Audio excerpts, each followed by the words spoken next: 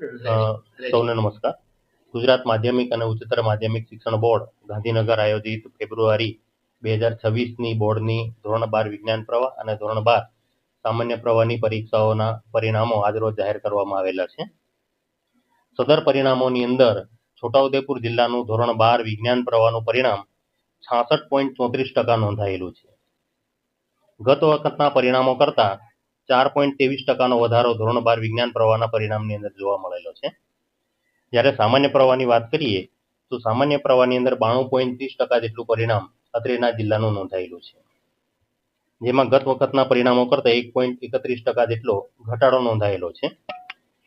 ધોરણ 12 વિજ્ઞાન પ્રવાહની અંદર કુલ 2 કેન્દ્રો ઉપર પરીક્ષાનું આયોજન કરવામાં આવેલું હતું. જેમાં બોડેલી કેન્દ્રનું સૌથી વધારે પરિણામ 84.35% નોંધાયેલું છે વિજ્ઞાન પ્રવાહમાં, જ્યારે છોટાઉદેપુર કેન્દ્રનું 57.62% પરિણામ નોંધાયેલું છે. એ જ પ્રમાણે ધોરણ 12 સામાન્ય પ્રવાહની અંદર અત્રેના જિલ્લામાં કુલ 9 પરીક્ષા કેન્દ્રો ઉપર પરીક્ષાનું આયોજન કરવામાં આવેલું હતું. જેમાં સૌથી વધારે પરિણામ ધરાવતું કેન્દ્ર છે ભેંસાવહી, જેનું પરિણામ છે 98.71%.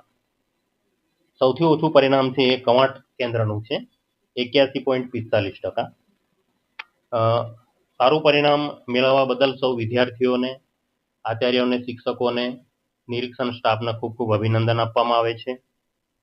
આ જ પ્રમાણે સતત મહેનત કરીને, પ્રયાસો કરીને છોટાઉદેપુર જિલ્લાનું પરિણામ ઉત્તરોત્તર વધતું રહે એવી સૌને હું શુભેચ્છાઓ પાઠવું છું. અસ્તુ. જય હિન્દ, જય ભારત.